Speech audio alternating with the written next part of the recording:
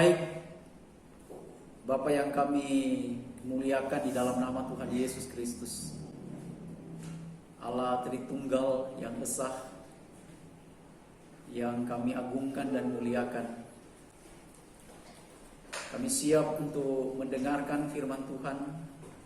Kami siap untuk belajar lagi tentang kebenaran dari firman-Mu ini. Kami merindukan tuntunan daripada Roh Kudus, supaya kami benar-benar bisa memahami firman Tuhan dengan benar. Karena itu, terangilah kami semua dengan Roh-Mu yang kudus. Melalui Roh Kudus, biarlah kiranya kami semua diberikan pengertian yang sama, baik yang menguraikan, yang menyampaikan, maupun yang mendengarkannya. Sama-sama memperoleh berkat di dalamnya, sama-sama memperoleh nasihat, sama-sama memperoleh kekuatan, dan sekaligus juga keberkatan di dalam firman-Mu ini. Karena itu kami mau serahkan saja pemberitaan firman Tuhan dari awal sampai akhir ke dalam tangan Tuhan yang penuh kuasa. Dan biarlah semuanya terjadi seturut dengan kehendak Tuhan saja. Biarlah hamba-Mu ini dilayakkan untuk menyampaikan dan menguraikan kebenaran firman Tuhan ini. Dan akhirnya nama Tuhan dipermuliakan di dalam semuanya. Terima kasih Tuhan, terima kasih. Kami buka dan kami serahkan saja pemberitaan firman Tuhan ini. Hanya di dalam nama Tuhan Yesus Kristus kami berdoa dan mengucap syukur. Amin. Bapak Ibu yang dikasihi oleh Tuhan, kembali lagi kita datang di hari Minggu. Dan ini minggu pertama di bulan Agustus. Kita mengucap syukur karena penyertaan dan pertolongan Tuhan masih terus menjadi bagian buat kita semuanya. Hari ini kita belajar tentang satu kebenaran yang penting dari kisah bagaimana Musa yang waktu itu memberi kesempatan yang baik untuk kita merenungkan bagaimana mereka dalam kesulitan, ya Musa secara khusus seorang pemimpin pada waktu itu, dan juga bangsa yang besar yaitu bangsa Israel ini, yang mereka waktu itu mengalami hal yang sulit. Mereka dijajah, mereka diperbudak di tanah Mesir. 400 tahun lamanya mereka mengalami hal-hal yang berat. Dan ada kesempatan yang baik di mana Tuhan mau membawa mereka untuk keluar atau lepas dari yang namanya jajahan itu atau tanah perbudakan itu, dan membawa mereka kepada satu tanah yang dijanjikan kepada mereka. Tetapi apa yang terjadi? Itu mencapai sesuatu yang luar biasa yang dikatakan janji Tuhan untuk mereka, yaitu tanah Kanaan, tanah perjanjian yang berlimpah, yang dikatakan bahwa di sana tanah yang subur. Dan dalam kehidupan mereka kita lihat ada proses yang begitu panjang dalam perjalanan kehidupan mereka. Langkah awal dari sesuatu yang baik yaitu ketika mereka keluar dari tanah yang namanya tanah perbudakan itu, tanah Mesir. Mereka sangat bahagia, mereka senang. Karena apa? Karena mereka terlepas. Tetapi coba perhatikan apa yang terjadi di sini. Dikatakan di dalam firman Tuhan yang sudah dibacakan tadi, yaitu mereka, ya, kalau kita melihat mereka pada waktu itu berseru kepada Musa. Mereka melihat ada masalah yang serius. Mereka melihat ada satu pergumulan yang berat. Mereka pada waktu itu akhirnya berkata kepada Musa, bukankah di Mesir, ya, di sana lebih baik mereka mati saja di sana daripada kami mati di padang gurun seperti ini. Wah, saudara perhatikan baik-baik yang terjadi di saat mereka bahagia, di saat mereka senang, di saat mereka mengalami hal-hal yang luar biasa karena mereka merasa bahwa hari itu mereka terlepas dari perbudakan, dari penjajahan pada waktu itu. Tapi sekarang apa yang terjadi, saudara? Saat mereka bahagia, saat mereka bersuka cita, ternyata ada masalah yang serius yang mereka hadapi. Dan ini pun bisa terjadi di dalam kehidupan kita. Karena itu perhatikan baik-baik Bapak Ibu Saudaraku yang dikasihi oleh Tuhan Yesus Kristus. Tidak semua kita mengalami hal-hal yang baik dalam kehidupan ini. Mungkin saat ini kita merasa nyaman-nyaman semuanya. Mungkin karena kita semua saat ini ada di dalam kehidupan yang hebat dan luar biasa. Mungkin semua merasa bahwa segala sesuatu baik, aman, dan semua berjalan dengan baik.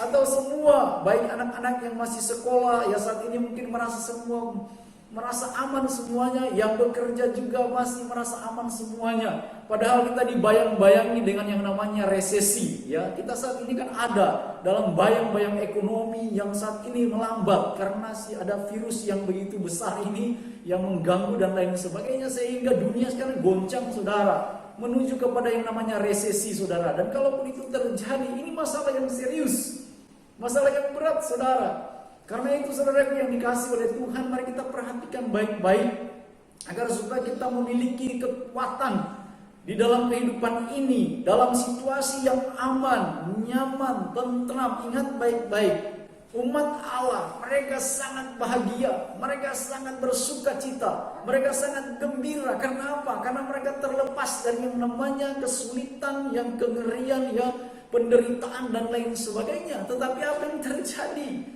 ketika mereka sedang melewati ya masa-masa bahagia mereka, ternyata ada pergumulan, ada masalah yang datang dengan tiba-tiba. Coba perhatikan apa yang sudah dibacakan tadi. Pada waktu mereka masuk ke padang gurun, wah, mereka melihat padang gurun, wah, ini sesuatu yang mengerikan juga. Dan ketika mereka melihat ke belakang, ada tentara Firaun yang sedang mengejar mereka. Makanya dikatakan dalam bagian ini, Musa pada waktu itu mendengar mereka berkeluh kesah. Saudaraku yang dikasih oleh Tuhan Yesus Kristus, hari ini kita mau belajar bagaimana yang namanya berjalan di tengah badai kehidupan ini. Apa rahasia yang kita perlu pelajari bersama dalam bagian ini? Rahasia berjalan di tengah badai kehidupan. Yang pertama yang dikatakan oleh firman Tuhan, jangan takut.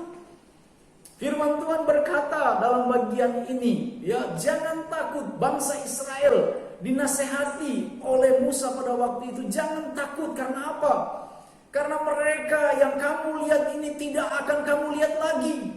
Tuhan Allah yang akan bekerja, Tuhan Allah yang nantinya akan bertindak, yang melakukan semuanya itu. Tetapi ingat baik-baik, saudara, karena kalau di saat aman, nyaman, ya, kita mungkin merasa semua berjalan baik semuanya. Tetapi ingat, ada waktu mungkin saja kita akan masuk di tengah-tengah badai kehidupan. Kita mungkin akan masuk juga di tengah-tengah kesulitan yang tiba-tiba, orang Jawa bilang itu ujuk-ujuk, ya, tiba-tiba masuk di tengah-tengah kehidupan kita, dan itu kita tidak pernah mengerti dan memahaminya. Bahkan kita sudah membuat segala macam perencanaan-perencanaan yang baik, kita sudah mengatur segala sesuatunya dengan baik, bahkan kita berpikir semuanya ini akan aman-aman saja, bahkan kita memprediksi segala sesuatunya. Tetapi ingat baik-baik, yang namanya ujuk-ujuk atau tiba-tiba ini tidak bisa diprediksi, saudara. Itu datang dengan tiba-tiba. Tetapi ada kekuatan yang baru, yang besar buat kita, yaitu firman Tuhan mengingatkan, jangan takut. Kita tidak boleh takut terhadap masalah sebesar apapun yang menghimpit hidup kita. Kita harus katakan kepada diri kita sendiri untuk tidak takut terhadap masalah tersebut. Bebaskan diri kita dari ketakutan, karena di dalam ketakutan tidak akan ada damai sejahtera. Saudaraku yang dikasih oleh Tuhan Yesus Kristus, ini nasihat yang baik. Tuhan memberitahukan kepada Musa, jangan takut. Sekalipun ada tentara Mesir, ada Firaun yang mengejar mereka, ada padang gurun, ada laut berau, itu masalah yang begitu besar. Tidak ada satupun manusia yang sanggup untuk bisa mengatasi. Tetapi Tuhan berkata, jangan takut. Lakukanlah sesuatu yang dimana Tuhan bekerja di dalamnya. Karena di dalamnya kita perlu, ya, menenangkan diri kita ini dengan percaya kepada Tuhan. Dalam Filipi pasal 4 ayat 7 berkata, damai sejahtera Allah yang melampaui segala akal akan memelihara hati dan pikiranmu dalam Kristus Yesus. Wah, saudara, ketakutan akan membuat tidak ada damai sejahtera. Tetapi damai sejahtera Allah di sini katakan melampaui segala akal, akan memelihara hati dan pikiranmu dalam Kristus Yesus. Perhatikan baik-baik, saudara. Ada nasihat yang penting, yaitu rahasia pertama, yaitu jangan takut. Yang kedua, firman Tuhan berkata, tetap berdiri, ya, tetap kokoh, tetap berdiri. Karena di situ bisa diberikan kepada mereka masalah demi masalah mungkin akan membuat kita lelah atau bahkan terjatuh. Satu hal yang membuat kita dapat meraih keberhasilan adalah ketika kita bangkit dari kejatuhan dan berdiri kembali. Bukan seberapa dalam kita terjatuh, tetapi seberapa kuat kita mau berdiri kembali ketika kita terjatuh. Saudara, bangsa Israel ini mengalami hal yang buruk, hal yang sulit, hal yang sukar, karena mereka ditindas di Mesir. Itu masalah, ya. Itu pergumulan mereka. Itu sesuatu yang berat. Padahal janji Tuhan kepada Abraham bahwa Tuhan akan memberkati mereka. Bahkan Tuhan akan memberikan janji-janji yang besar kepada mereka. Tetapi mereka sekarang ini dalam tawanan. Makanya di dalam pasal 2 kalau kita renungkan di situ, dikatakan bahwa mereka berteriak kepada Tuhan, mereka mengerang kepada Tuhan, mereka meminta pertolongan kepada Tuhan. Lalu Tuhan berkata di dalam Keluaran pasal 2 apa? Tuhan mengingat janjinya kepada Abraham, Ishak dan Yakub bahwa Tuhan akan membawa mereka, melepaskan mereka. Dan disitulah kita melihat bagaimana cara Tuhan menolong mereka. Dan disinilah supaya mereka kembali diingatkan, supaya mereka berdiri kokoh, jangan takut, berdiri teguh. Itulah yang janji Tuhan kepada mereka. Kalau kita membaca firman Tuhan, di situ ada banyak sekali nasihat-nasihat yang menguatkan, yang dimana kita tahu bahwa di dalam kebenaran firman Tuhan tidak pernah Tuhan itu menjatuhkan. Tuhan selalu menguatkan, Tuhan selalu membawa mereka untuk melihat ada solusi, ada jalan keluar. Tetapi kita perlu apa? Melangkah dengan penuh keyakinan, berdiri teguh, jangan goyah. Mereka mulai goyah kalau kita melihat ketika ada masalah yang serius yang mereka hadapi, mereka mulai goyah. Tetapi firman Tuhan kepada mereka, berdiri teguh, jangan takut. Inilah nasihat-nasihat yang baik dari Tuhan. Yang ketiga, angkat tongkatmu. Ya, Musa masih sibuk ngurus ini, yang namanya umat Tuhan yang waktu itu mulai berkeluh kesah. Mereka berkata, kenapa kami dibawa ke padang gurun? Lebih baik kami mati saja di Mesir sana. Di sana ada kuburan, kenapa harus mati di padang gurun? Di Mesir walaupun kami tertindas, walaupun kami teraniaya, tetapi kami bisa hidup. Saudara bayangkan ini. Tuhan sudah berkata kepada Musa, melangkah, melangkah dan terus melangkah. Tetapi umat Allah ini masih terus menggerutu, masih terus berkata-kata kepada Musa, dan Musa harus mengurus mereka. Tuhan berkata, fokus, angkat tongkatmu, ya, angkat tongkatmu. Ini adalah satu bukti bahwa kekuatan tongkat berbicara mengenai kuasa Tuhan. Dengan tongkat ini maka Musa dapat membelah laut. Pada kisah sebelumnya tula-tula terjadi melalui tongkat yang digunakan oleh Musa. Coba perhatikan, tongkat itu adalah kuasa. Di kisah berikutnya kita melihat bagaimana Musa juga menggunakan tongkat ini, mengeluarkan air yang dapat diminum oleh bangsa Israel. Dan banyak mujizat lainnya yang terjadi untuk membuktikan kuasa Allah bagi bangsa Israel. Saudara bayangkan, ini kuasa Tuhan. Tongkat melambangkan kuasa Tuhan. Makanya Tuhan bilang, angkatlah tongkatmu dan pukullah itu. Saudara, memang kadangkala kita merasa ragu, ya. Yang menjadi masalah yang terbesar dalam hidup kita yaitu apa? Ketidakpercayaan atau ragu dengan kuasa Tuhan. Padahal Tuhan selalu memberikan jawaban yang terbaik. Kuasa Tuhan telah dicurahkan melalui Roh-Nya yang telah turun dan tinggal di dalam hidup kita. Ini luar biasa saudara. Roh Kudus tinggal, itulah kuasa. Ketahuilah hal ini dan yakinlah bahwa kuasa Tuhan ada di dalam kita. Kuasa ini adalah kuasa yang sama dengan kuasa yang digunakan Musa melalui tongkatnya. Gunakan otoritas yang telah Dia berikan bagi hidup kita untuk membelah laut di hadapan kita, atau pergumulan, atau persoalan, atau apapun yang dengan tiba-tiba datang. Gunakan kuasa Roh Kudus yang ada di dalam diri kita. Yakinlah bahwa kuasa Tuhan dapat digunakan untuk membuka jalan di tengah masalah-masalah yang kita hadapi. Perkataan firman Tuhan, perkatakan firman Tuhan, ya, perkatakanlah hal-hal positif dan perkatakan hal-hal yang membangun. Itulah penting saudara, membangun sesuatu yang penting dalam kehidupan kita. Karena apa? Karena ada kuasa yang besar yang ada di dalam diri kita. Yang keempat, ulurkanlah tangan. Coba perhatikan di dalam ayat yang 15-16 di situ. Tuhan berkata, ulurkanlah tangan. Musa masih ragu.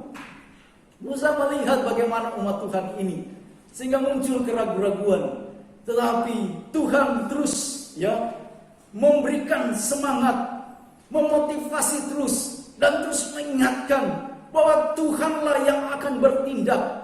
Angkat tongkatmu, ulurkanlah tanganmu. Saudara yang dikasihi oleh Tuhan Yesus Kristus, memang kadang-kala kita menjadi orang yang biasa-biasa saja ya. Kadang kita pasif ya. Kadang kita tidak mau ya melangkah lebih dalam lagi. Padahal inilah yang Tuhan mau bagi anak-anak Tuhan. Sebagai orang yang percaya, sebagai anak Tuhan yang berkata mengasihi Tuhan dan percaya kepada Tuhan, haruslah memiliki yang namanya optimis dalam hidup ini. Harus melangkah dengan penuh keyakinan, karena kita percaya Tuhanlah yang akan bertindak, bukan kita. Kita tidak punya kemampuan, Musa juga tidak punya kemampuan, tetapi Tuhanlah yang akan bertindak. Ulurkanlah tanganmu, itu nasihat Tuhan. Perintah untuk mengulurkan tangan adalah perintah agar Musa memiliki iman dan memberanikan diri untuk bertindak. Hasil dari tindakan iman inilah yang membuat laut Teberau terbelah. Wah, saudara coba bayangkan kalau saja Musa pada waktu itu hanya berbantah-bantah dengan umat Tuhan dan tidak mau dengar Tuhan. Padahal Tuhan sudah bilang, ya langkah, melangkah dan terus melangkah. Tuhan memerintahkan Musa untuk mengangkat tangan dan mengulurkan tangannya dan membelah laut itu. Dan itulah yang terjadi. Bapak Ibu, kita mungkin merasa bahwa saat ada waktu kita aman-aman saja. Kita mungkin merasa saat ini tidak ada pergumulan, tidak ada persoalan. Kita merasa semuanya berjalan dengan lancar. Dan sekarang kita diperhadapkan dengan tiba-tiba, yaitu ada pergumulan, ada persoalan. Karena kita tidak bisa memprediksi yang namanya tiba-tiba itu. Oleh karena itu, dalam situasi apapun, mari kita yakin akan otoritas yang telah Tuhan berikan bagi hidup kita. Gunakanlah otoritas tersebut sebagai orang beriman untuk melangkah dengan berani di tengah-tengah badai yang menerpa. Tidak ada kuasa di dunia ini yang dapat mengalahkan kuasa Tuhan yang telah diberikan bagi hidup kita. Bersama Yesus kita akan lakukan perkara-perkara besar. Itu janji Tuhan buat kita semuanya.